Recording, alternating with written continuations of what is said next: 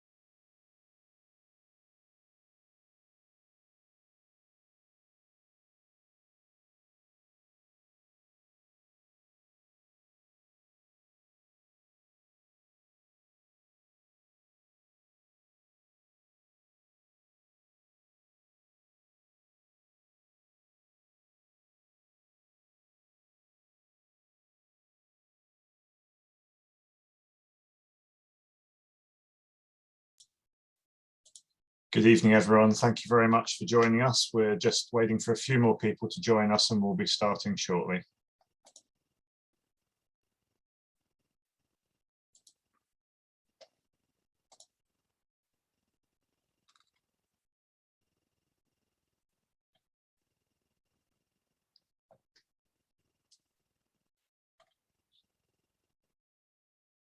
Right. Whilst we're waiting for the last few people to come online, I'll just go through some housekeeping and admin. So thank you once again for joining us this evening, folks. I'm Alex Crossland. I'm the Vice Chair of the Aberdeen Net Zero Committee. Whilst we're during the in the presentation night, your microphone and camera will be off during the webinar. For any questions, please use the Q&A box, not the chat function. And depends on your Zoom setup as to where you might find this. The chat is visible to all attendees, but the Q&A we will be monitoring for any questions to put to the panel. The presentation will be recorded and will be available on the website after the event.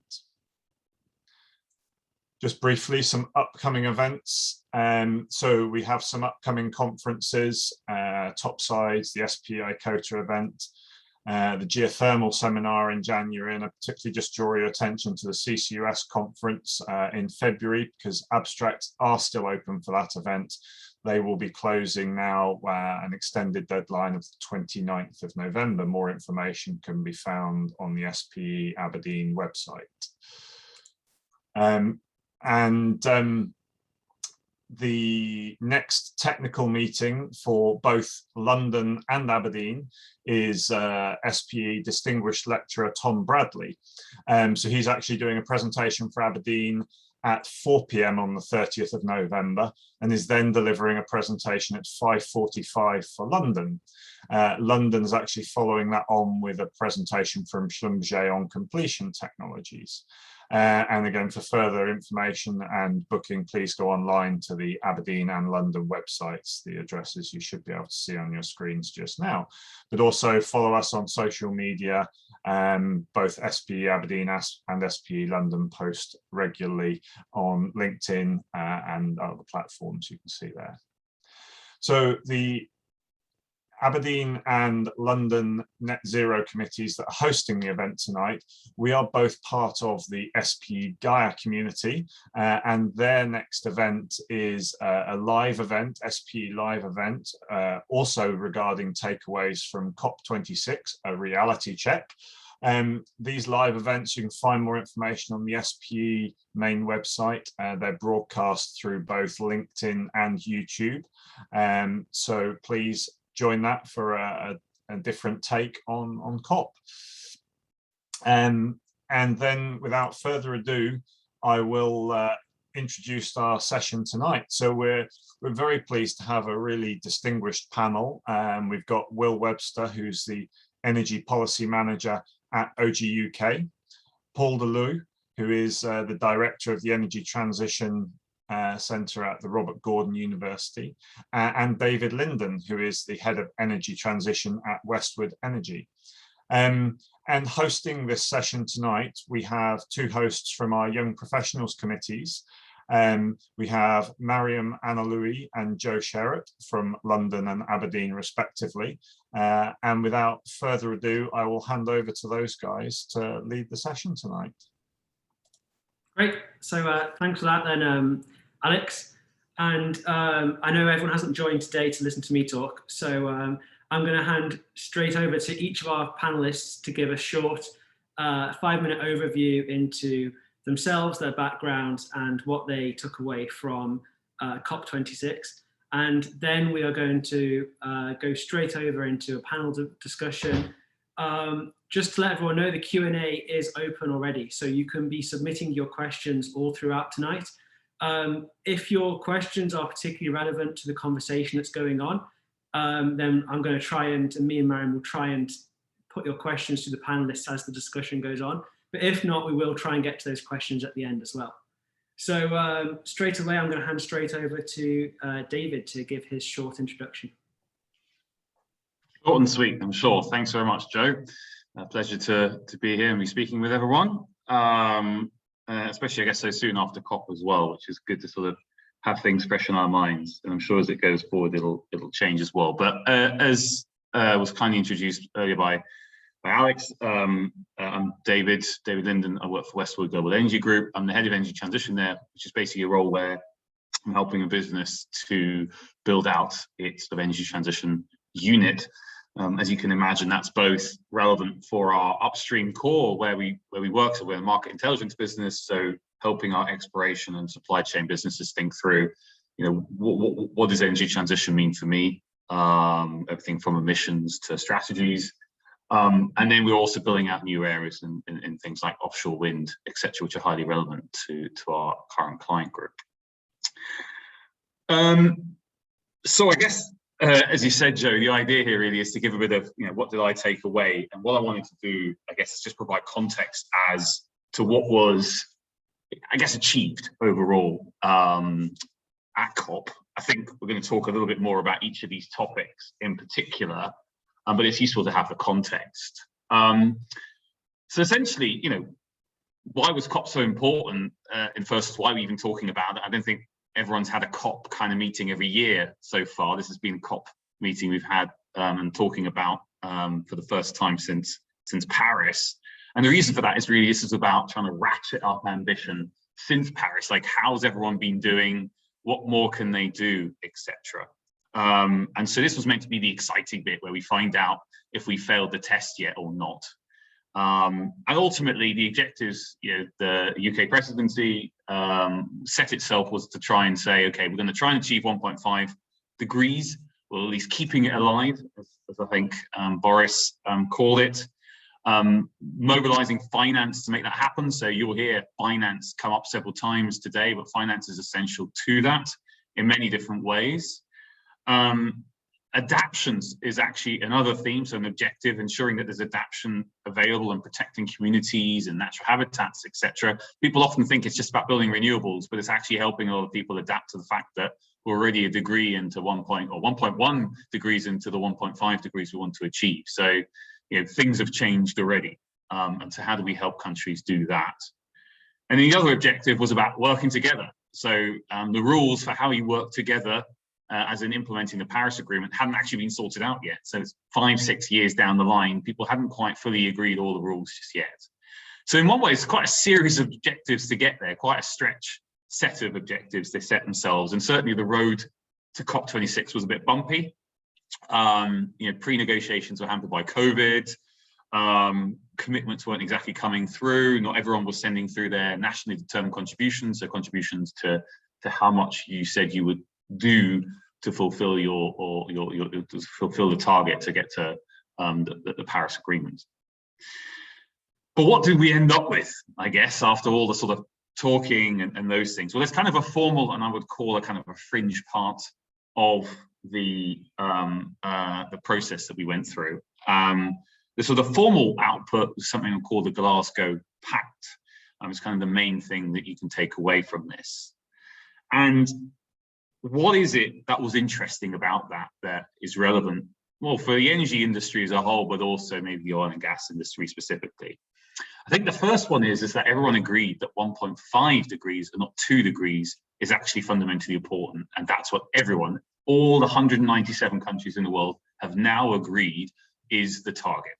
At Paris, it was, let's do 2, maybe 1.5 as a stretch. Now it's 1.5. There is no dispute. It was, I think the largest amount of text was given to the fact that it's 1.5 degrees within the pact of an individual topic, that is. So I think it's really important because then the world has kind of agreed it's a scary time as such. It's also the first time that fossil fuels actually ever got mentioned. So it's 30 years almost of negotiations that you've had in these COPs. So these are the Conference of Parties, by the way, if someone doesn't know what COP stands for, where everyone gets together and tries to negotiate this. And ultimately, if you think about fossil fuels being the ultimate cause, if you were to sort of look at it black and white, they never got mentioned in any of these pacts before, or any of these sort of agreements. So this is the first time fossil fuels got mentioned. I know there's a lot of debate around the wording that was changed around coal, whether it was phasing down or phasing out and those sorts of things.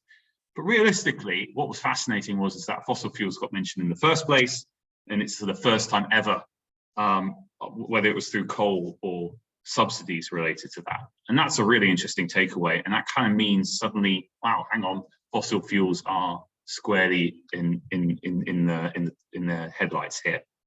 There's also a methane pledge made within that. So it kind of tells you it's not just CO2, which I think is really important. And there was a lot of talk around a just transition. We'll talk more about that later. But if you think about climate, right, it's been going on for a while, climate change. So a lot of countries that are too poor to deal with this ultimately and are particularly badly infected, they're saying, I want some reparations, please, ultimately, for countries that have industrialized and developed significantly already. I want someone to help me with this. But they didn't get the money, and they didn't get a kind of what's called a loss and damage mechanism to deal with that. So that's interesting because while just transition is an absolute core part of it, if you recall, finance was meant to be a core part of the objective. Actually, that was a big area that wasn't achieved.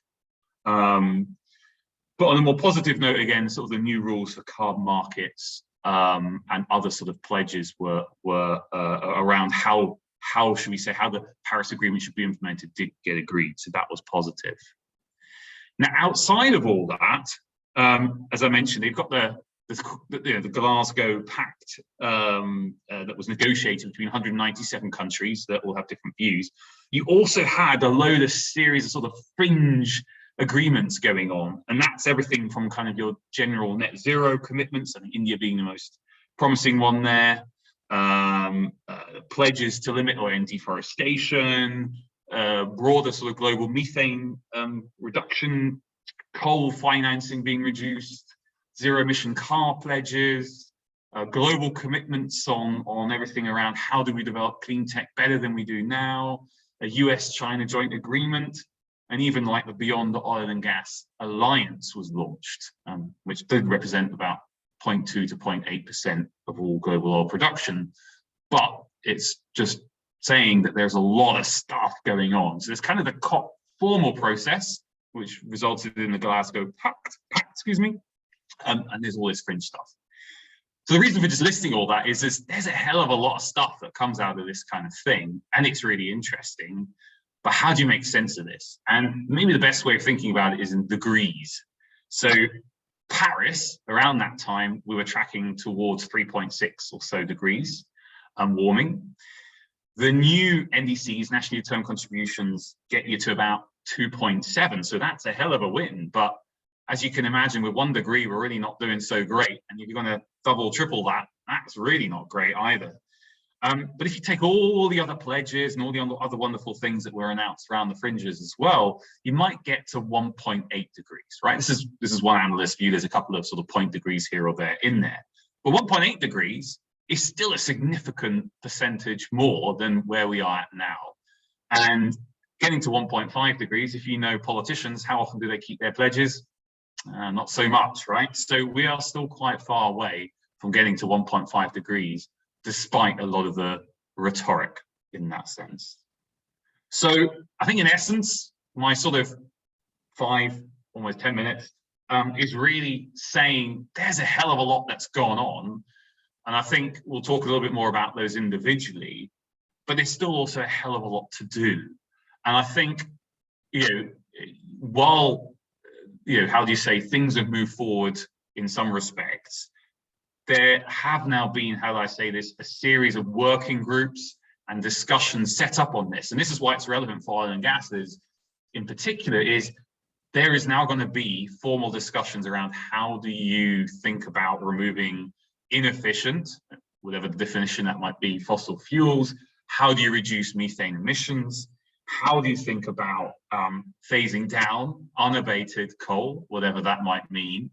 But these discussions are going to continue, and that's going to be a continued part of the work stream of what COP, what governments will do going forward into Egypt next year, UAE beyond that, and so forth. So it is really interesting to see. It's complex, but it'll set a lot of other things in motion. And next year, a bunch of countries have been asked to come back and say, please do better, we need new NDCs. So instead of 5 years' time, it's now next year.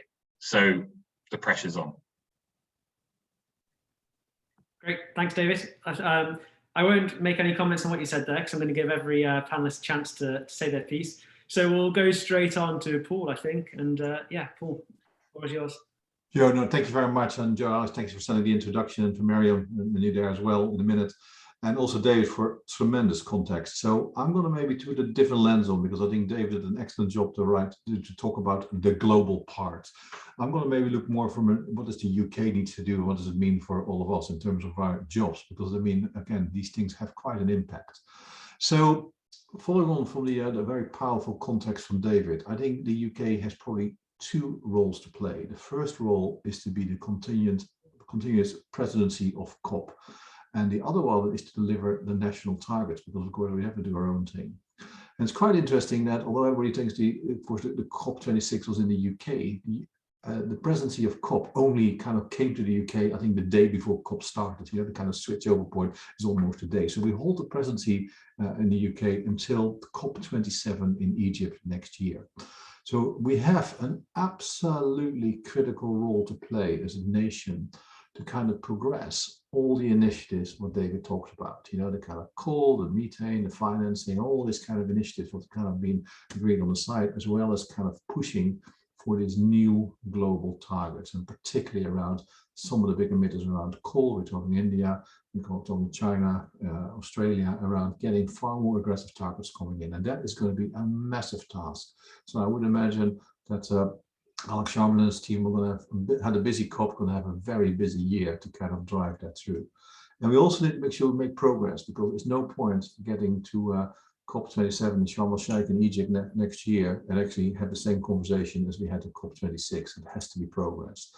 And also kind of there were a number of areas which weren't addressed at COP26, which absolutely need to be on the radar screen around other areas of emissions and other areas of agreement. So I think, although kind of successful in some parts, not successful in other parts, a lot of it been achieved, but actually the hard work really starts now to kind of drive that down. Now, why is it relevant? Because there's a couple of meetings between now and COP27, which is going to happen. The first thing is the G7 meeting in Germany, and then the G20 meeting in Bali next year, just ahead of COP27. And why is it relevant? Because these countries who go to these meetings represent over 70% of the global greenhouse gases. So if you get these top 10, top 20 countries on board, you're actually going to fix a lot of these kind of global issues. So the UK has a critical role to kind of play to make that work. And of course, that is likely to going to shape the UK's global position and approach in the coming year. So if we need to be in leadership, we need to do the right thing, and we need to be a global role model, because there's no point asking everybody to step up if we're not prepared to do it ourselves. We have to have that position. So we need to demonstrate in the UK what the art of the possible. What are the right policies? What kind of targets would you put in place? Kind of strategy will need to go with it, the implementation, the funding, all that technology, all that kind of thing you would expect to do. And again, we need to lead from the front. So my expectation is, again, time will tell us right, to do this all in parallel. We need to progress the domestic targets and trying to avoid anything what could be controversial over the next 12 months. Because again, if you want to take a leadership position, kind of it's very tricky to kind of take these controversial decisions in the interim. So that's kind of what plays out, just to kind of put in context what it means from a domestic agenda, because again, that's not a trivial thing to do. We need to transform our own energy system. And we'll no doubt talk about what's happening in the oil and gas space, but actually in parallel of declining oil and gas. Again, oil and gas will never get bigger than it is now, only going to decline, because we will remove more platforms than we install, when we will decommission more wells than we drill, and production will kind of go down.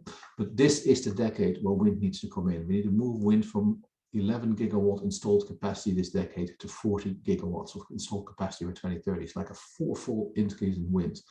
Hydrogen needs to go from almost a kind of tiny start to somewhere over 5 gigawatts by the end of this decade, both combination of blue and green.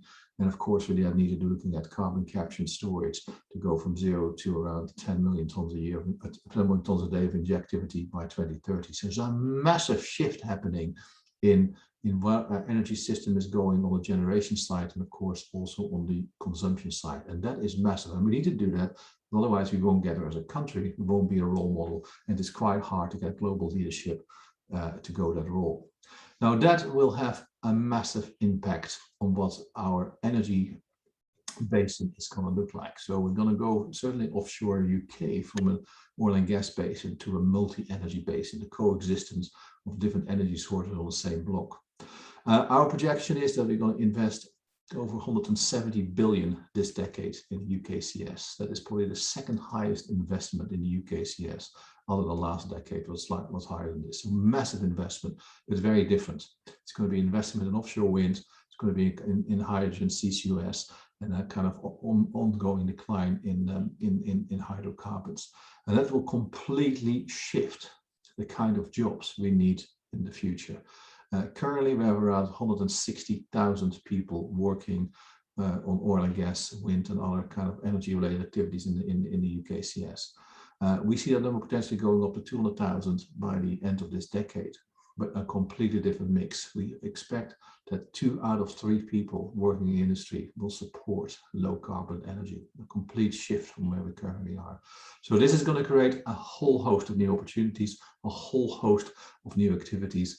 And the oil and gas people have a really good transferability to these roles. We think over 90% of the people in the industry actually can have a medium to high transferability to the new energy sector. So a massive opportunity, but it is a real kind of leadership position you need to take as part of COP26, going into COP27, do both the presidency well and lead from the front, be a global leader, and therefore need to be mindful what decisions it makes. I will, in the interest of time, stop there. Joe, hand back to you and to Will for the next episode of the story. Great, thanks, Paul. Just saying with David, I've made lots of comments there on things you said there, so we'll come back to that in a second. And I'll just remind everyone that the Q&A again is open. So if you have any questions or anything that's been said so far, please start filling it up, and we'll come to them as we go along. But yeah, straight over to you, Will, for your introduction, please. Yeah, thanks, Joe. So my name is William Webster, and I'm an Energy Policy Manager at OG UK. I'm actually an economist by background, and also spent quite a lot of my career in the power sector, only coming to OG UK about 4 years ago. So OG UK represents the upstream producers. So that's around sort of 20 or 30 companies that are active on the UKCS, and about 300 supply chain companies, and also some of the onshore infrastructure providers like gas processing, etc. So I think the first thing to say is, going into COP, our sector has been 100% behind the government in going and in setting the 2050 net zero target. And we agreed in March 2021 the North Sea transition deal, which was all about how the oil and gas sector was going to support that transition, whether that was by reducing emissions from our own production, or, as Paul says, supporting new sectors of the economy such as carbon capture and hydrogen, and also the diversification into renewables. And I think clearly for the UK, probably the majority of the investment in new energies is going to be offshore. So companies, their employees, the supply chain are in a great position really to use the same kind of skills and expertise in these new sectors, and that's already happening to quite a large degree. So I was fortunate enough to be able to go to the Blue Zone for a couple of the days, and I think one thing that struck me going around, the various country pavilions, is that a lot of them had different versions, fairly similar versions of the North Sea transition deal up on the wall about how they were going to achieve their particular transition to net zero. And the recipe seemed to be relatively similar in a lot of countries, in the sense of you've got to go to a system of about 50 or 60% renewables. You've got sort of maybe 20% CCS and hydrogen, and the rest coming from energy efficiency, biofuels, nature-based solutions. Now that's going to kind of vary between different countries, but I think all in all, the average is going to be something like that, which is what I expect it to be in the UK as well. One of the key agreements actually, and it addresses maybe one of the first questions of Miles in the chat, is around Article 6 of the Paris Rule Book, which has not been agreed, which has been kind of left open for 6 years. And that actually, I think, is one of the major achievements of the UK in chairing the COP process, because what that does is that it allows for investment to go into developing countries to reduce their emissions, and then receive some kind of acknowledgement in the sense of the carbon price that we have in the UK and in the EU, which is already at around £60 a tonne. So what that does is kind of translate that into investment decisions into developing countries. And the other thing to note is that when developing countries have set themselves targets for reduction, or by 2050, these are often conditional on that kind of mechanism being available. And so the agreement of a kind of extension effectively of the carbon price into countries that don't even have a carbon market is going to be a really powerful driver of investment. And I think that's one of the key things that was agreed at COP. I think the other thing on the investment front is also really important in the sense of the GFANZ initiative. So what that means is major lenders and finance groups, committing themselves to work in the direction of net zero, and the various initiatives around making companies and investment businesses report on their alignment with the objective is going to drive investment in a particular direction, which is towards low carbon technologies. I think in terms of the transition in the UK, I think the other thing to underline is it is a transition. So even in the UK, we've got to get from a position of where we are 60 or 70% dependent on oil and gas as primary energy, down to 20 or 30%. But that still means we're going to need some production in the UK to serve the economy. So I think we do have to take a leadership role, but at the same time, part of the leadership is providing a model for other countries to transition without damaging their own economy or putting customers at risk of difficult situations in terms of their energy prices or in terms of security of supply. So countries will follow others if there is a successful transition. So I think that is also something to bear in mind when thinking about what we're going to be doing in terms of investment in the UKCS for oil and gas production, i.e., we need to continue some of that. That's really my takeaways from the COP. I think directly from the oil and gas industry perspective. I think some progress was made. I think the idea that it's only every 5 years you have a big COP, for me, that's disappeared, because I think we're going to have the same level of scrutiny and the same level of expectation every single year from now on. So I think we'll be having this conversation in a year's time about what's been achieved in Sharm el-Sheikh and what does it mean for particular sectors of the economy. So there is not going to be any kind of relaxation, and that is absolutely how it should be. Great, thanks, Phil. So that's our introductions out the way. Now we're going to move on to the, I guess, the discussion where hopefully all the panelists are going to feed off each other, etc. Now I have a question to kick us off, which I guess is the big question, which would be, was COP26 a success? And just picking up on what the panelists just spoke about that. So David mentioned the real big agreement for hitting a 1.5 degree, not 2 degrees being a big outcome. However, I just have a question, I guess for all of you, but I'll start with David first, that if that's such a big outcome and we're saying that is a success, however, as Paul said, about 70% of the emissions come from the top 10 emitters in the world. Well, seeing as Russia and China are two of the big emitters of fossil fuels in the world, and neither of them attended the conference, how can we really sort of say we are going to hit that 1.5 degree target? So we'll start off with David, if you could comment on that.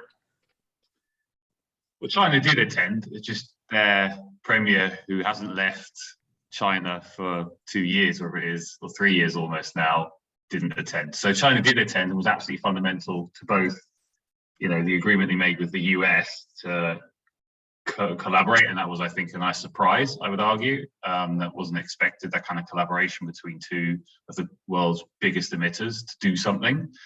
But of course, they were also behind India's sort of phase down side of things.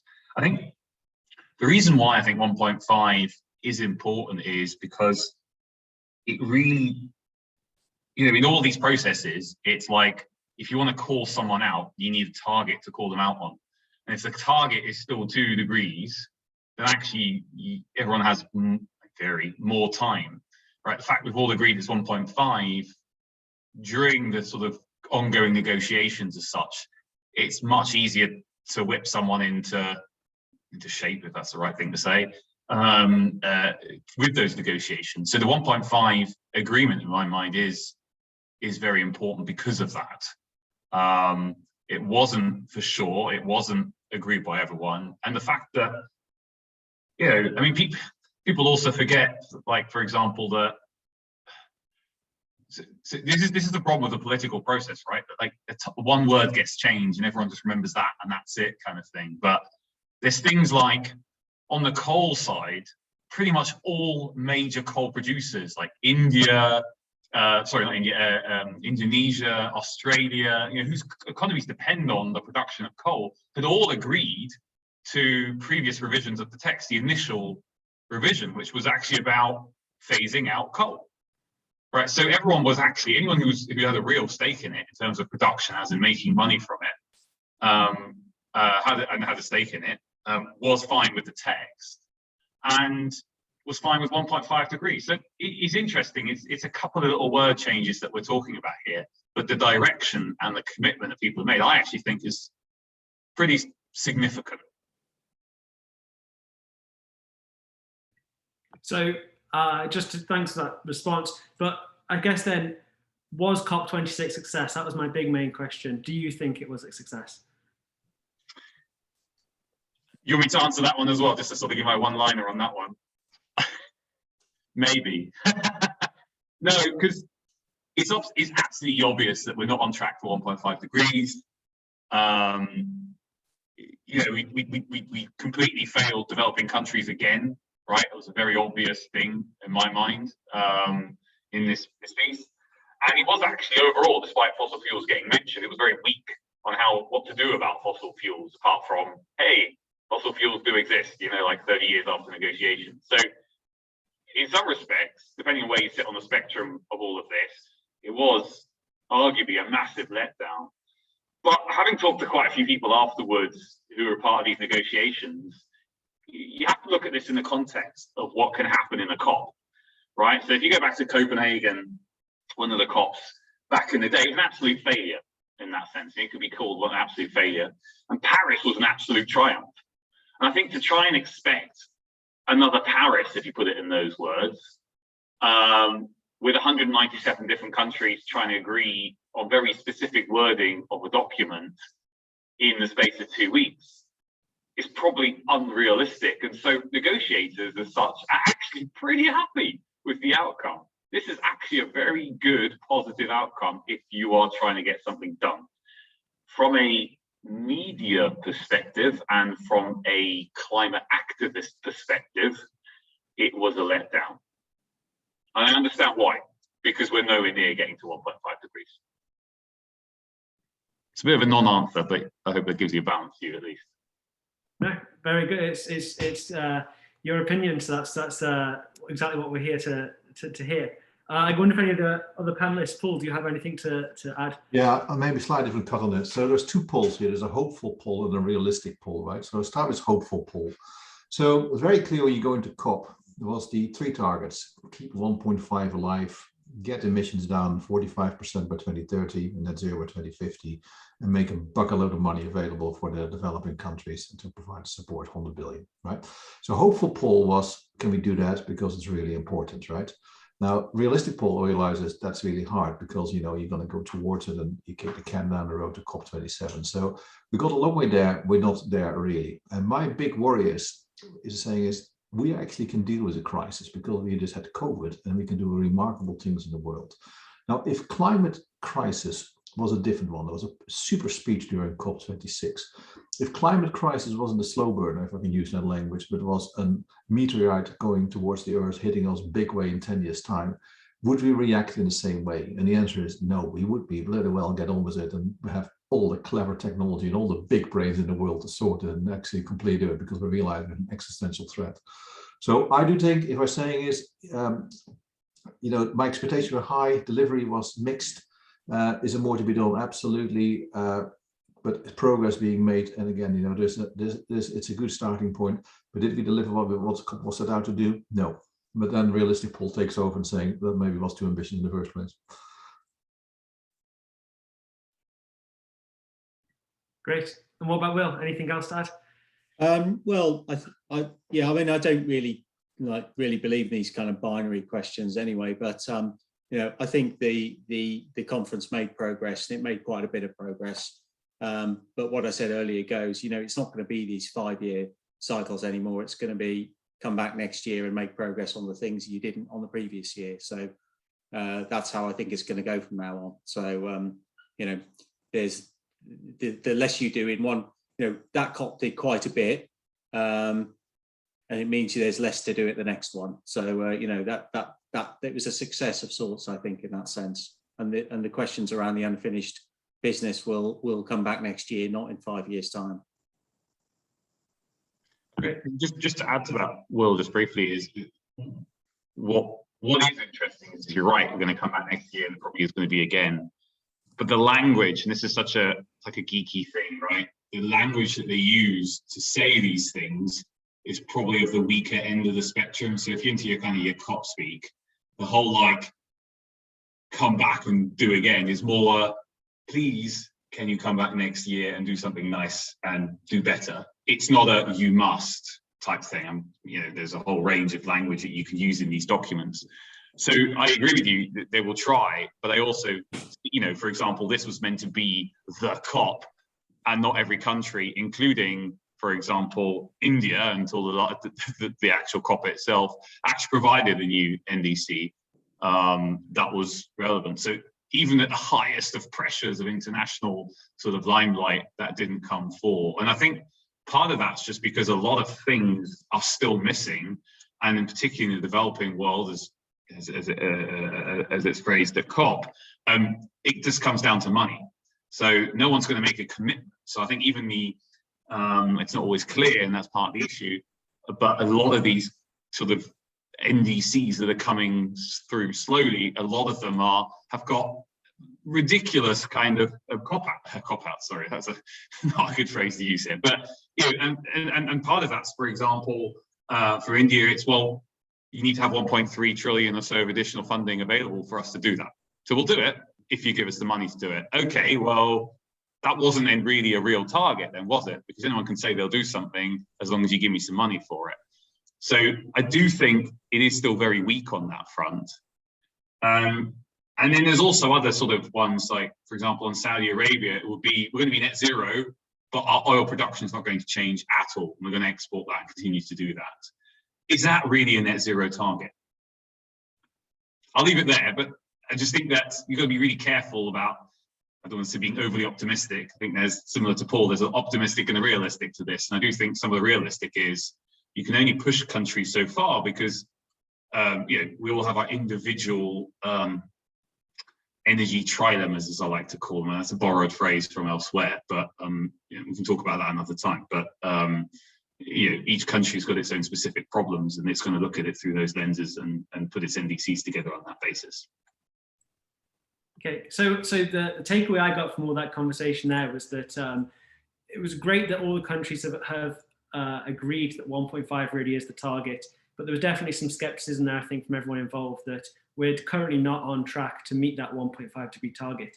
I just thought, before we move on, is there anything you would add, that what is it we need to do, or what is it the world needs to do really to get more on track to that 1.5 degree target then? I don't know if anyone has anything they can... I'll kick off on this one, Joe, if that's all right. I mean, the main thing is there's only so much carbon we can put in the atmosphere before we are in the reversible track.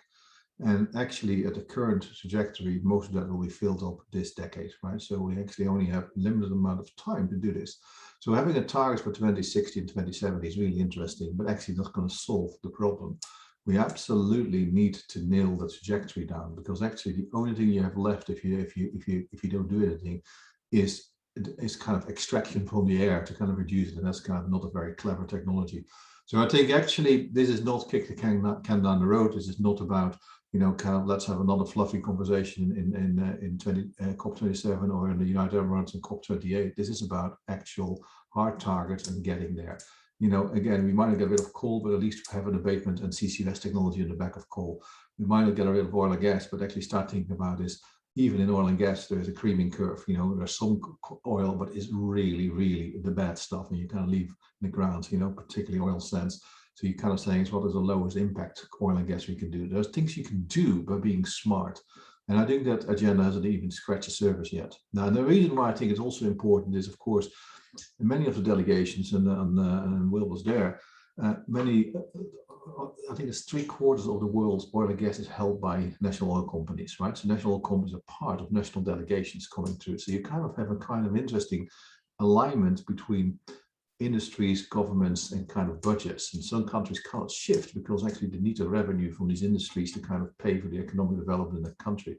So we have quite a complex mix here of things to do, but I think the next decade is going to be absolutely key. And actually, therefore, 2060 targets and 2070 targets is actually not helpful, because we need to have something far smarter, far better, far shorter term, far more directed of getting the trajectory in the right direction. Okay, excellent. No, that they're all very interesting thoughts and comments.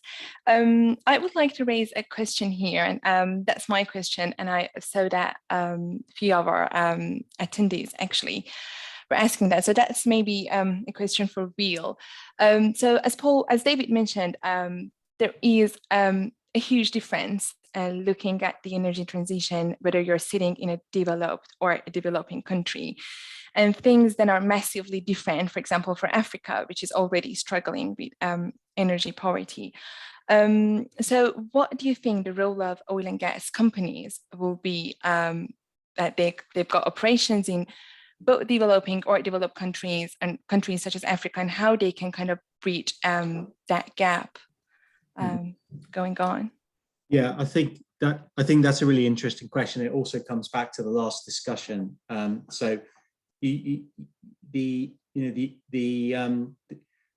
sort of commercial companies, and there wasn't great representation of the private sector at COP actually at all, in my opinion, which is a mistake.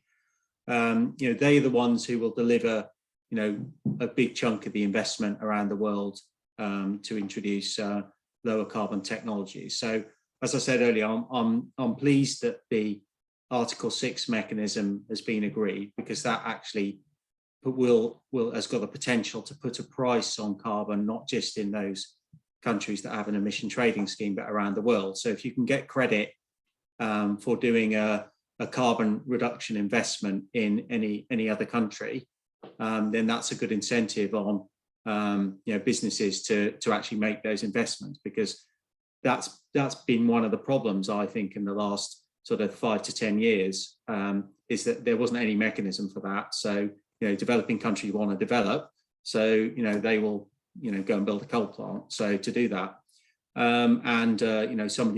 somebody else will that will be paid for somehow. So I think once you've got a mechanism where the private sector companies can be rewarded for doing lower carbon things, not just in their sort of home state, but around the world as well, then that's definitely going to be a good thing and allow for progress to be made quickly. And as I said, that's really important for both the short term and the longer term target. It set itself a 2050 net zero target. It's already at, I think, about 250 million tons. And the business as usual is that it's going to get to 1,000 million tons by 2050, because it's a very rapidly growing economy. So that will already be 2.5 times the UK. The flow of finance from the developed world into the developing world is actually absolutely crucial for getting rapid progress in the next 10 years, and countries to also achieve the longer term targets that everybody hopefully is setting. That for me is quite an important mechanism to have. So a carbon price, a commitment by the finance world, and then a mechanism for actually making that happen rather than just wishing it would happen is one of the advances I think that has been made under the recent COP. Mariam, can I maybe build on some of the things Will's saying? Is that okay? Yeah. So 100%.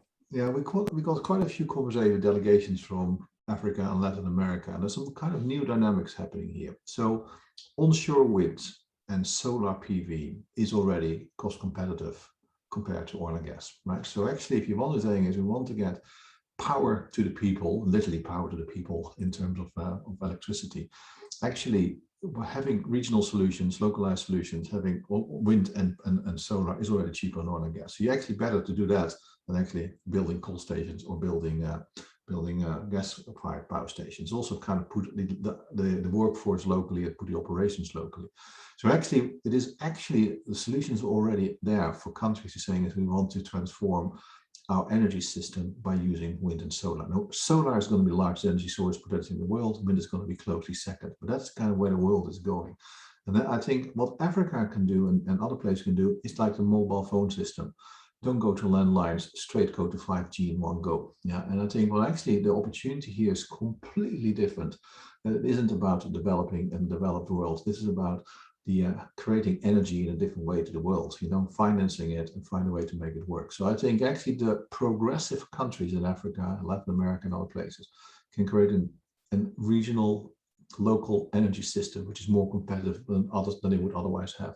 That's the opportunity out there. And that's a different conversation that shifts the dynamics quite dramatically. Just to add, I completely agree. It's ultimately, if you think about what the energy transition is trying to do, is trying to create a more distributed, localized energy system anyway, right? Because that improves security supply, that improves your ability to manage your own energy, etc., etc. So I agree with you, in particular in Africa, that is really important. People often, maybe the sort of the shortcut to what I was about to say is ultimately, I know we look at it and we go, what role does oil and gas have to play in this? Actually, I think what Paul says is important. I think oil and gas has a role, but it really has a role in many other parts of the world, and not necessarily in trying to solve a solution that doesn't need, let's say, more oil and more gas. It has the real benefit of having access to cheaper, more flexible resources that actually suit the stage of development and the opportunity set of how it's set up. For example, like in much of sub-Saharan Africa, there is no centralized power grid really that runs effectively and efficiently. It makes so much more sense to go local, as you say, the kind of rooftop solar or the pay-as-you-go kind of systems that are in place, etc. Now, I think actually Shell has sort of said we can help a lot of this and actually invest in some of that, and that's great, but it's clearly not going to be a core part of what they do, because it's just not what oil and gas companies' core competency is. So I think we shouldn't kid ourselves by saying oil and gas can come to Africa and save Africa in that sense. That's a little bit too dramatic to say. Oil and gas can play a much bigger and better role in other parts of the world, maybe where there's more cities or greater concentration of an energy need or a greater transition to be done. Those are the step changes where I think oil and gas can collaborate, work effectively with others, partner with local governments, etc., and do that. I think Africa is a different story. Yeah, thank you so much for your answers and for comments on that. So I would like to raise another question here. And David, maybe you can take that, and then I'm glad to hear what is other panelists' view on that. So as you may already know, there was some comments of the amount of oil and gas representation bodies at COP26. So they were not so welcomed in COP, despite the fact that, I personally believe we can play kind of an important role in future of energy transition. So how do you think we can keep our seats on the table as people who are actually working within this industry at the moment? So what's your thoughts on that? Okay, interesting one. So I think it's a bit naive to be surprised that there was an article that came out that said, oh, the biggest delegation of, if you were to sort of split out all the people who are from oil and gas, is actually the oil and gas industry. Well, 80+% of our energy comes from oil and gas. Guess what? People are working in the space and they represent how we get our energy. And so it's going to be quite a normal position that you're going to have oil and gas representation. I also think it's naive to say that, I don't think it was good that oil and gas companies didn't have a formal position, etc., because they're represented through many, many, many other organizations. Will went to the Blue Zone, right? What's Oil and Gas UK doing there? Well, of course they're there, right?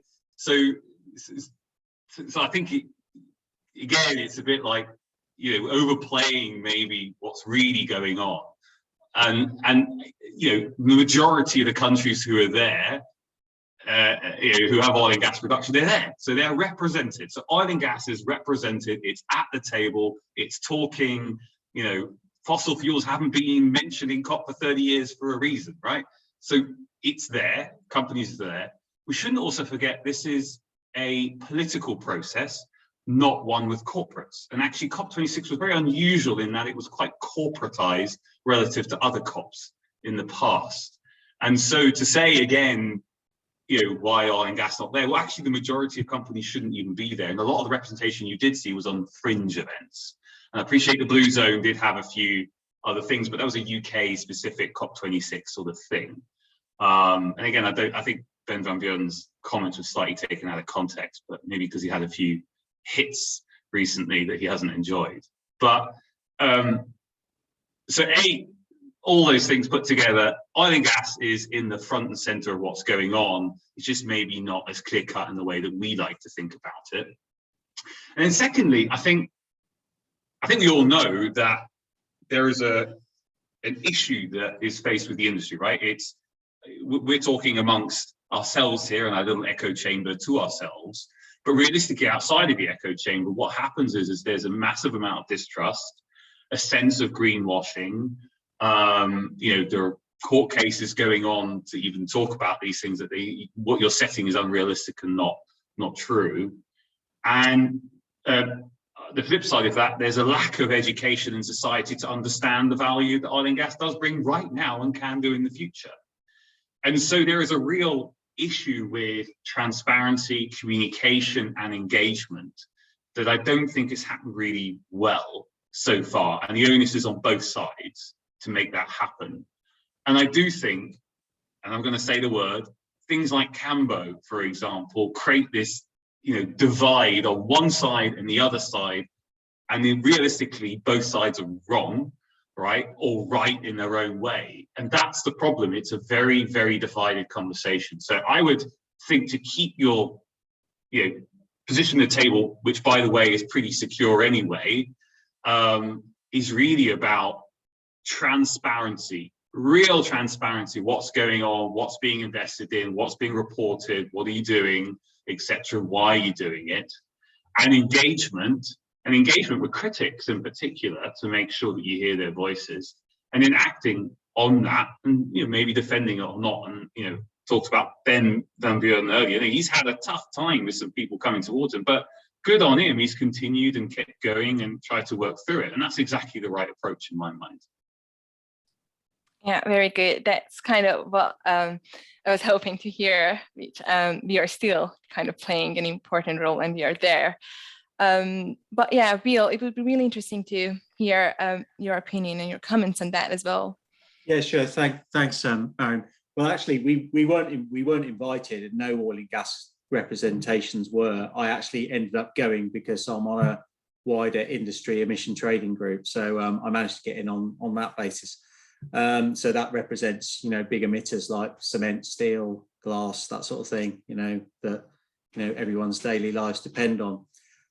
Well, I think that's what David has suggested is that what we're trying to do here in the UK is part of the NOSI transition deal. So we've gone to government, explained how we are going to transition ourselves, set ourselves targets which we're measuring ourselves against in terms of our direct emissions. So we put a report out earlier in the year. I think increasingly we are going to, from pretty much from next year, actually, we're going to have to implement TCFD, which is the Task Force on Climate-Related Disclosures. That will go quite quickly, I think, to oil and gas companies and other energy companies reporting their Scope 3 emissions, so on the products sold. And they will be judged both by the financial investors in particular and wider society on what's your target. So that was the thing Rishi Sunak announced in the first week, that companies are probably going to have to, there's a consultation next year, as well as reporting, they're going to have to set out the plan of how they are going to meet the Paris Agreement. So there'll be a kind of measure, explain yourself loop going on, I think, from now on. And I think projects like Cambo and other projects, because that's only one of about 15 or 20, we're going to have to explain why they are needed, that they are lower emissions than the ones that are going off stream, and that they're also needed for the just transition and protecting workforces, consumers, etc., which they are. And that's going to have to be part of the dialogue that we have going forward. And I think I actually, it's the first COP I've been to. I was actually, firstly, Prince Charles's speech I thought was the best one on the first day, when he talks about how we need to harness the skills and investment from the private sector into it. And when I got there, I was very disappointed actually with a lack of private sector involvement in both the blue and the green zone, and the sort of pretty much absence of the main investor, banks. Where are the banks? Where are the investment funds, pension funds? They need to be there, and they kind of turn up for the finance day, talk about accounting standards, and then all go away again. And I think it needs a lot more of that, and a lot less of the kind of political side. And I think just finally, I would say, we weren't even allowed in the room where the negotiations were going on for the first 2 or 3 days. So the idea that there are lobbyists creeping around telling politicians what to agree to is a bit ridiculous. And I didn't really personally, I don't really take those kind of articles seriously around lobbyists doing this, that, and the other. So that's my kind of evaluation of the role that we should be. I think business generally should be playing a bigger role in all of this. Is really my main conclusion. That includes oil and gas companies. Yeah, very great comment on the banks, Will. Thank you. Paul, do you want to maybe add anything to that? I mean, my colleagues said a lot of good things. Maybe make 3 quick points because I think it's already covered. We need to separate, there's different stories in different places in the world. If you're sitting in Northwest Europe, the story just played out is the story which is really relevant, because if you take it to other parts of the world, it's a very different story. So keep in mind, that the oil and gas industry has a different view in different places. So that's the first message. The second message is, and I think David said it, I notice every day, I do a lot of media, a lot of radio, and was in the Camo debate yesterday morning. I can tell you it was an interesting experience. It is very polarized. And when you have a polarized debate, people stop listening to each other. They're only going to do is reinforce their own point. We have to have a better mechanism on bridging the views and actually getting more information, informed decision making. It isn't about I'm right, you're wrong, but this is not helpful. And the third thing is, and this is maybe something we need to be very mindful as an industry, and particularly I know we are obviously a well-aligned audience here probably, every story needs a villain. And we have created a villain called the fossil fuel industry. And I think we need to kind of saying is, no, that's not how the story is developing. And we cannot leave the story going. We need to create a different story with a different outline. And actually saying is, actually we have a joint problem, a joint challenge, and we need a joint solution. Actually creating villains out of one is actually not helping it. All we're doing is turning people off who can be fundamentally part of the solution. So change, and absolutely change the narrative here is the key thing. Well, just to respond to that, the combination of the oil and gas industry is viewed differently in different parts of the world and has a role to play differently in different parts of the world, plus changing the narrative is interesting, because a lot of what you're saying around we should have the right narrative, avoid, walk through, etc., and the work that Will and his team have done is absolutely right. But it's very European, UK.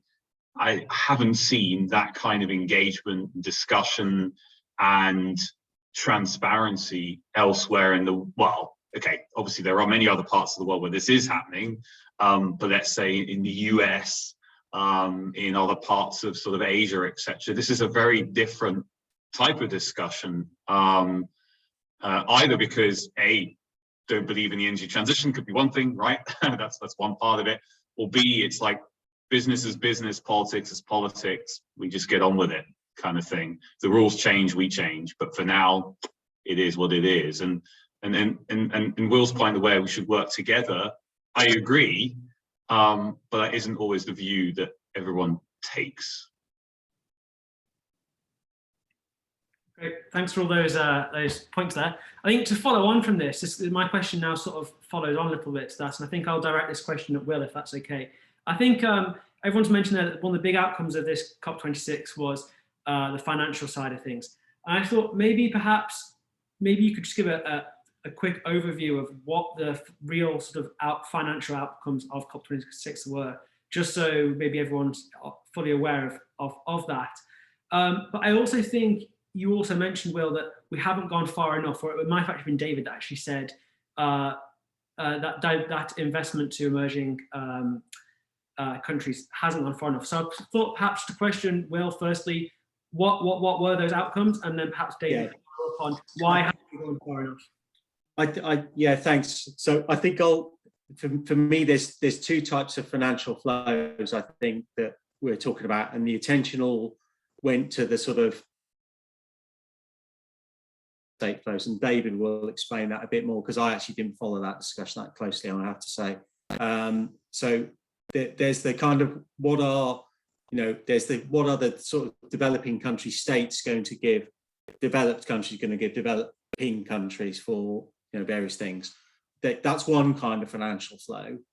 The other one, and the more important one, I think, in the book is what are the investment flows from the private sector into lower and zero carbon projects in developing countries. And I'll go. So I'll and that was the point that was agreed with the Article 6 rulebook, which has been in limbo for 6 years. And what it would mean is that if the CO2, the carbon prices in Europe and the UK now are at around 60 or 65 euros a tonne. So that's already driving a lot of lower carbon, and that's been the case for about a year. So that's beginning to drive, a lot of lower carbon investment, and is one of the reasons why, solar and wind in particular is, probably cheaper than conventional power generation, at least on a sort of average basis, let's say. The mechanism that was agreed means that if you go off to another country that does not have an emission trading scheme, and you do an investment to reduce emissions, and you get that certified and verified, because that was one of the things that has been criticised for in the past, and in some cases rightly. But if you do a scheme that is, say, a renewable scheme in another country, you can say you've made a difference by a certain amount, you get that verified, you can bring back a certificate from that investment, and then you can use that to offset your emissions in Europe or the UK, and it has just the same value as an emission allowance, and you can surrender that instead of surrendering your certificate that you've had to buy in the market. So that's all just beginning, because as one of the comments said, the carbon pricing scheme itself has not worked that well, but until the last couple of years. So we've gone from a situation of carbon prices of about 10 euros a tonne, then it went up to 30, then it went up to 60, and there will be further reductions in the amount of allowances made in Europe and the UK. And that's already been proposed by the Commission, and there's going to be a consultation from the UK government. So that's going to drive a sort of, a reference price for the rest of the world, is the idea, because you'll be able to go and say, I can reduce my emissions at home, but I can go off and reduce them abroad, and then I'll get credit for it. There's lots of rules around that, as I said, in terms of verification, avoiding double counting, and all of that. But I think that will end up driving a lot of financial flows around the world into other countries, and that will be bigger than the amounts that they were talking about at the sort of state-to-state flows. But I'm not an expert on the latter, so David, I'll be happy if David corrects me on that as well. So,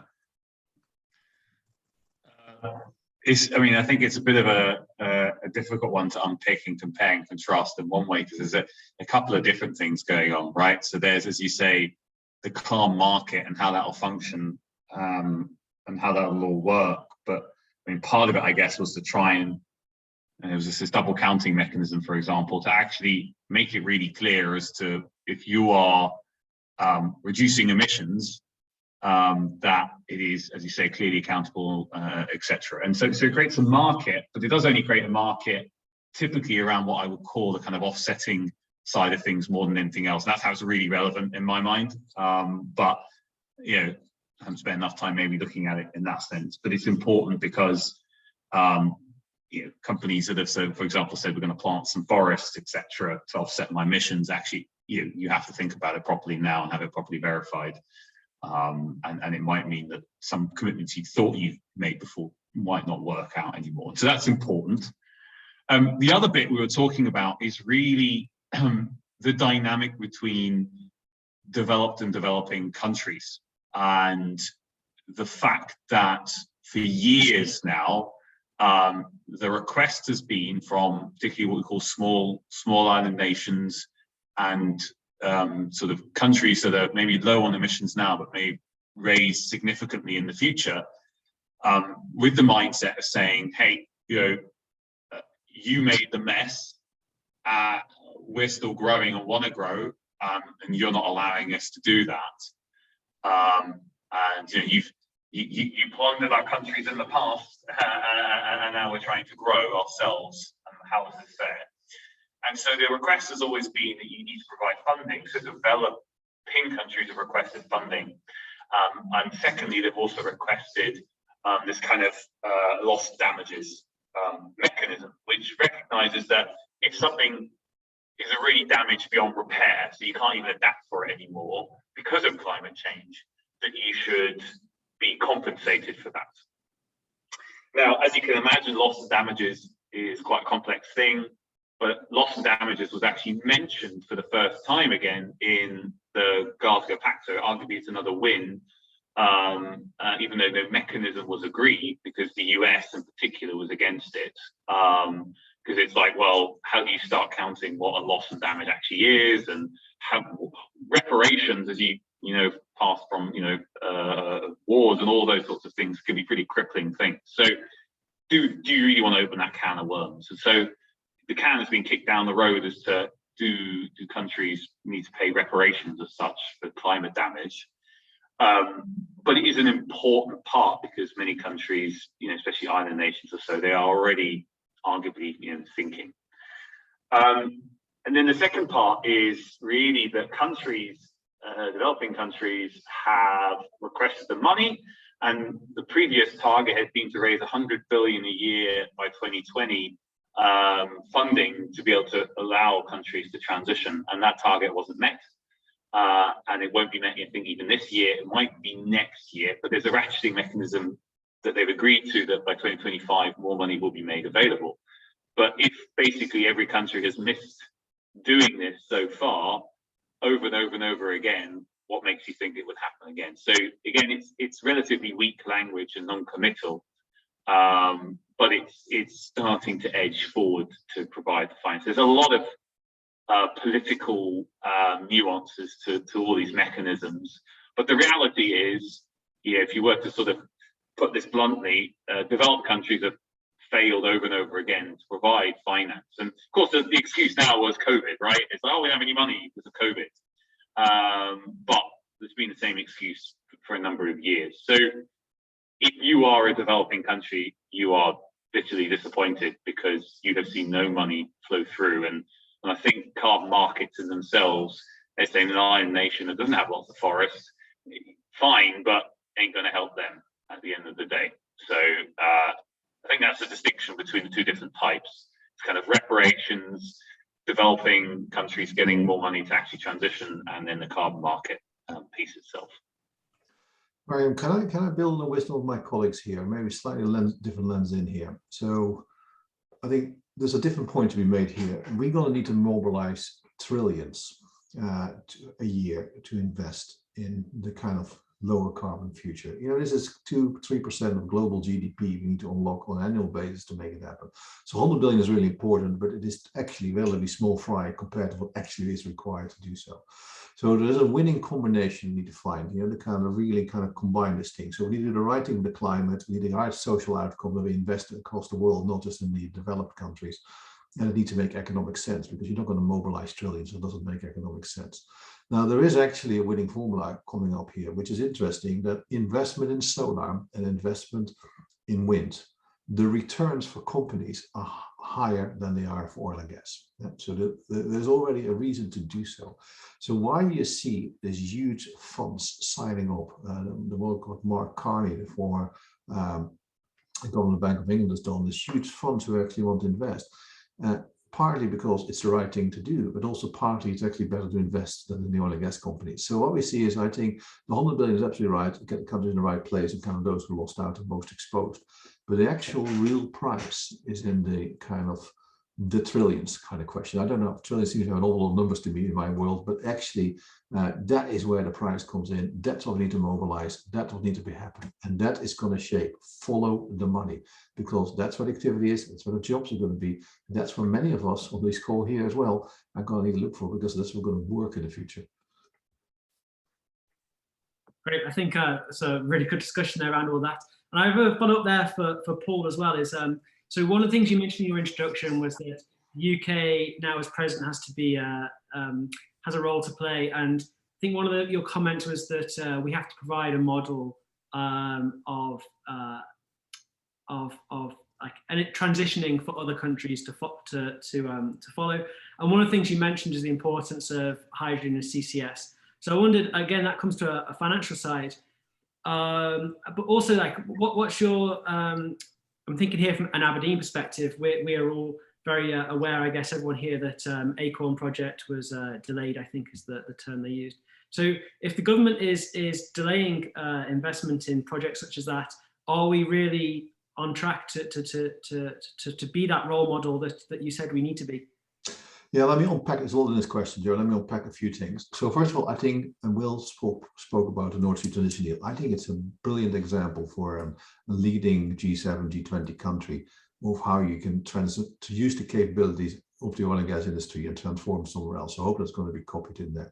But it is about creating a new energy future. So we need to have enough green energy to do green hydrogen. You know, there's no point saying we've got lots of electrolyzers and plug it in and burn gas to get green hydrogen. That's not a very clever stuff. So you heard in my introduction, this in the UK is the decade of wind. We absolutely need to make wind work because we need to decarbonize our electricity system, and we need to create capacity for electric vehicles and for potential electrolyzers. So there's no point saying, as you know, let's just do something else. This has to be the decade of wind. Back end of this decade, you're going to see hydrogen coming in, particularly decarbonizing the clusters, and you see carbon capture and storage coming in if we go for blue hydrogen as a bridge to green. So we can say is we're going to use blue hydrogen, splitting on natural gas, as a bridge to green. There's a limit what you want to do with blue, but it can be a very nice bridge. Now, then you get this interesting question around what has been announced by BEIS around the clusters. So there are 5 or 6 clusters, depends how you count it in the UK. And of course, they had to make a decision. Now, if you want to get the UK to net zero, you need to do all clusters. Yeah, it's not a conversation on one or the other. You need to do them all. If you want to get Scotland to net zero, you're going to have to do, unfortunately, the Scottish cluster. There's no other way to get Scotland to net zero. It's not going to happen otherwise. So actually, this is not a conversation of if, this is a conversation of when. Now, there's a huge amount, of course, of capability and balance sheet strength behind the Storegga cluster.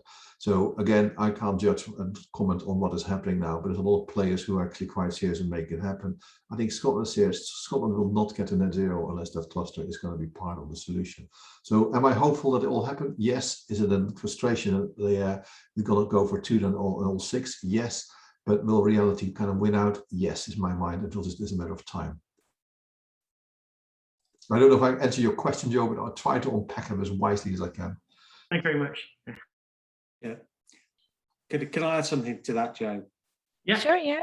Yeah. I think one thing that I'd like to add is that this kind of narrative of untested, new technologies is completely out of date. The rest of the world is actually racing ahead of us on CCS and hydrogen. So it's going to be happening in the Gulf of Mexico. Everybody is thinking about it in terms of clusters and shared infrastructure, and that you kind of develop it around particular areas, especially of industrial activity. So I think that's a model that has now gone global from the perspective of CCS and blue hydrogen. And yeah, that's definitely something that will be needed as a bridge. And I think even in Europe, they're now realizing that the figures, the sums don't add up without CCS and without blue hydrogen. But the longer term game, as Paul says, is green hydrogen from electrolysis. There's the countries like Chile and Australia. They're going to be overbuilding renewables to develop an export hydrogen industry, and they're already talking to Germany and big industrial countries to, for them to get to decarbonize those sectors that need gaseous fuels, and that's something that's going to accelerate in the next 10 years, I think, and Paul's right with that. And I think for our part with the how many clusters, yeah, well 5 is just, and I think the government in its the recent net zero strategy is talking about 50 million tons actually by 2035 now. So it's already sort of putting the curve upwards. So you're going to need the 5 clusters, and then you're going to need version 2.0 of those as well, you know, extension pack and all of that. So I think, you know, it's you know, we'll see what order the sort of the forerunners go in, and you know, it may not be as expected, and the Scottish cluster is definitely going to happen. So no, I think we should relax a bit about, you know, which is in which category. They'll have a momentum of their own, and they will get to the, you know, they will get to the finish line when, you know, they are probably programmed to by their investors rather than what the government says. I think, Thank you. Yeah. I can just briefly add to that. It is really important though to think about each country is extremely different, right? So I know we love talking about industrial clusters and how things work, and I agree that there's a concept of that. But if you go across the pond, you go across the channel, whichever way, you know, the dynamics are extremely different in each country. So, you know, even the difference between Denmark, Germany, Netherlands, etc., Belgium, the dynamic that you talk about with hydrogen and CCS is fascinating. And, you know, for example, in the continent, green hydrogen is significantly more interesting because, of course, they don't really have the CCS storage.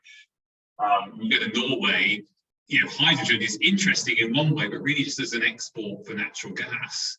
And actually, there's no real domestic demand at all for hydrogen. There'll be some, but it isn't really a thing. And so it's good to talk about in the UK, and it is important about clusters and all those sorts of things, but it is a very UK specific discussion and story. And that's what's fascinating about this is what are businesses, you know, what decisions are they going to make as to what they think is right for them in terms of the decarbonisation option that they have. Now, some have more options than others, but a good example I thought was Tata Steel across, across I believe it was the Netherlands. You know, originally was going to go for CCS, and then realised actually green hydrogen is a pretty good shout, and switched out and decided to go for that. So that then plays into the offshore wind, electrolyzer kind of opportunity. And so I like the confidence we all talk about these things for, and this is what's going to happen, this is how it's going to work. But actually, I think it's really still in flux, and it's very much country by country specific. You need to understand the nuances of each of those countries and how it's going to work.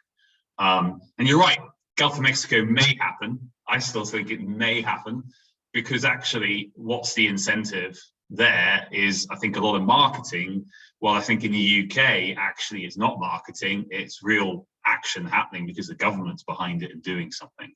So there is a big difference, and I think we need to recognise that, and it will be different across countries for that reason.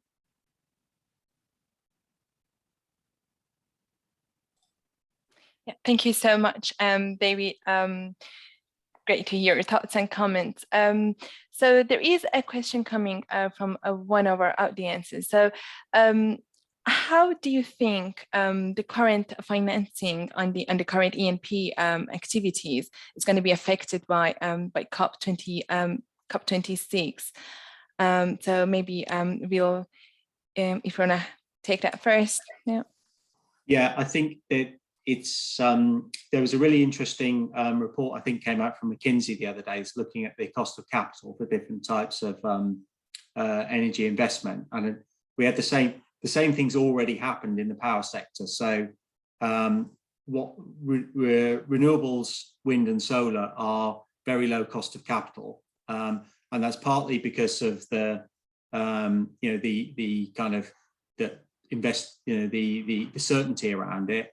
And it's partly because most of the support schemes take away a lot of the price risk for a renewables investor, which is a good thing. So you attract a range of investors which are looking for stable returns and not necessarily that higher returns, and then you can finance these kind of projects with a structure that can get you a pretty low cost of capital, say 3 or 4%, and that's really what's been driving. And there's a really big demand for that kind of stable return, reasonable returns, especially in a low interest rate environment. So that's driven a lot of the investment in renewables, and I think that's the shape of things to come across. That's probably going to continue, even perhaps as we go into a more sort of inflationary, higher interest rate world. And then what happens to the kind of residual? So what happens to your you know, what in the power sector, you know, what happens to your coal and gas plant? Well, you know, it's capital intensive. You don't know how many hours it's going to be running in the future because, you know, it's running sort of mid-merit instead of base load. So your returns go up and down a lot every year, depending on demand, you know, how much wind there is, you know, how quickly the wind and solar gets added. So what used to be a kind of utility investment, power plant, becomes something that's pretty risky and got a high beta attached to it, and you know, that becomes more and more difficult to finance, and you're having to look for higher returns. So I don't think that so the oil and gas sector isn't like the electricity sector because they're already used to, you know, gas and oil prices going up and down. So we're in a high period at the moment. You know, we were in a low period, you know, 2 or 3 years ago. So the rates of return on that you need for an oil and gas investment are already quite high. But the McKinsey report was saying, well, it's becoming a little bit higher because, you know, you're adding all of this additional primary energy from renewables. So what you thought was a sort of state, you know, a certain pathway for your demand over the next 10 years or 15 years is going to get quite a lot more uncertain. And then the further you go out, the more uncertain it gets. And then that's even before you bring in things like, you know, political risk and what you're going to have to do to satisfy your investor that you are, you know, have a sustainable business model in the new world. So, you know, that points in the direction of an oil and gas project needing probably a higher return going forward than it was used to in the past. So I think those kind of forces are at play here in terms of how you put together an oil and gas investment, and, you know, probably makes it relatively more expensive to finance as you go as you go through in time. Thanks for that, Will. So we're coming towards the end. I think I've watched one more quick question, I think, for Paul, and then we're going to move on to our sort of wrap up for the end. So Paul, just one question from the audience here. Someone's asking that they recently obtained a master's and they're interested in going forwards on research related to oil and gas. Do you think that COP26 is going to have an impact on students obtaining funding for petroleum-related topics? And I guess the second question as well there is, can we be relieved that there were no big announcements on winding up North Sea exploration? Okay, let me unpack that, Joe, again. When it is time, keep it short and sharp. We will need more energy people in the future. So anybody studying in energy, we need more people, but we need to have people who have multiple skills.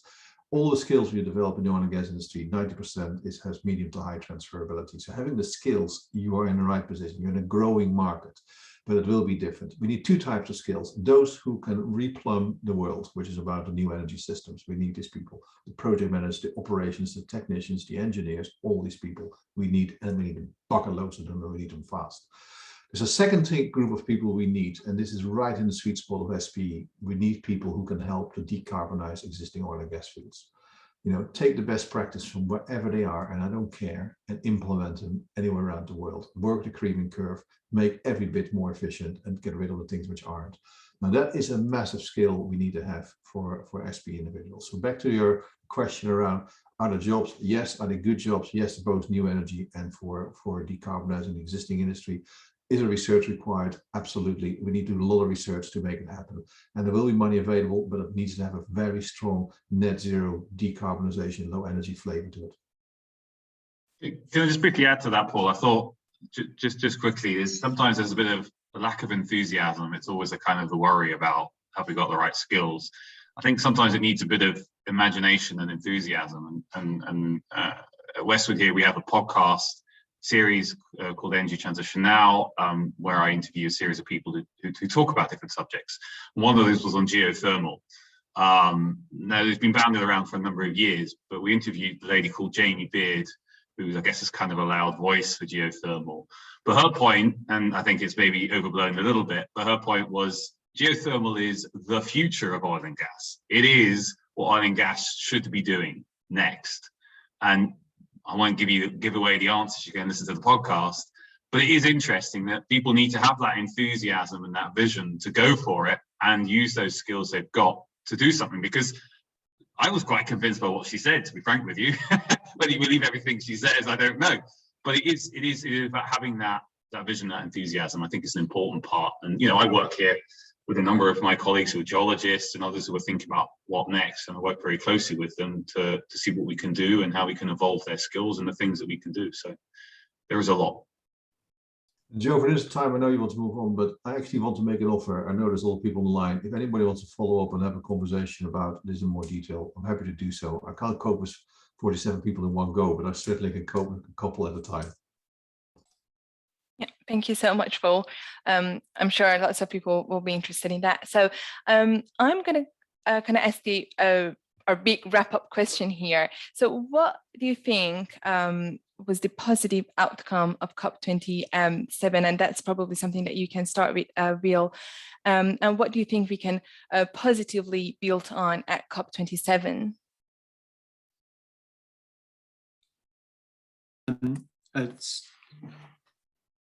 I think yeah, the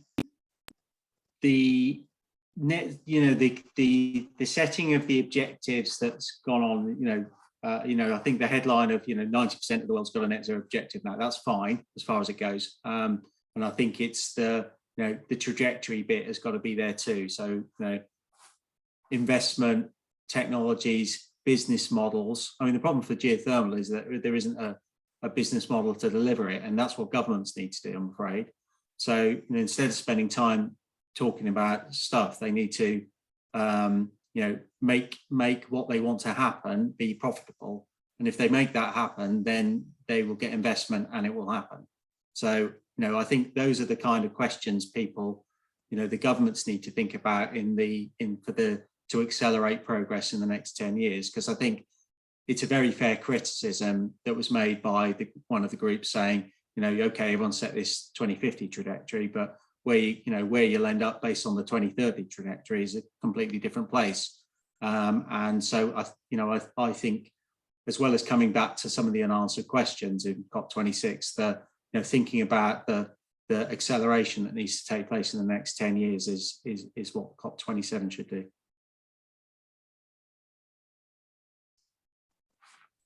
Thanks. Thank you very much, Will. Paul, do you have any thoughts and comments on that? For COP27, I got 3 things on my wish list very quickly. I like us to get to 1.5 degrees as a world, so we have a plan. 2 is I want to make sure we actually get to 45% reduction by 2030. And 3 is I want Greta to be happy. Good luck, Paul. Blah, blah, blah. No, I'm joking. I think just to add to that, because we've got like 30 seconds here, I think it's just the fact that we're having these conversations and we're talking about it and debating it is fantastic. What I'd like to see more, I think, and maybe in others is having people who are not in the oil and gas industry also come onto these types of debates and have that discussion and bring that viewpoints from across the board into this. I know it's not always possible, but continue to bring that breadth in, because I think we need to challenge ourselves all the time. And I like the fact people challenge themselves rather than talk about the same thing. So it's healthy, it's good. We should continue to engage in all the different debates that are going to happen that come out of COP26 all the way to COP27. Yeah, bring some more voices into it. It'll be great. Well, yeah, thank you so much all. I'm sure it was a great discussion. Joe, do you want to add anything to this? No, I don't know. I've thoroughly enjoyed that discussion for everyone. I think I'll just thank all our panelists on behalf of SPE for joining us. I don't know if Alex has anything just to add here to wrap up, but I've thoroughly enjoyed the debate, and I thank you for all panelists for that, and thank you for everyone for joining. But Alex, just over to you. No, I guess if so, anyone who wants to take up Paul on his offer, we can clarify that through the website and social media channels subsequently, and we can arrange to connect anyone with Paul on that. So thank you very much, Paul. Very kind offer to make. And a big thank you to all our panelists for a thoroughly engaging session tonight. And thank you very much to Joe and Marianne for doing a great job of hosting the event. So Thank you. And a big thank you to everyone out there for listening in, of course, as well. So thank you very much and enjoy the rest of your evenings. Good night. Thanks, Alex. Thank you all. Thanks, David. Thanks, Paul. Thanks, Will. Thanks, bye. Bye. Yes, goodbye, everyone. Cheers.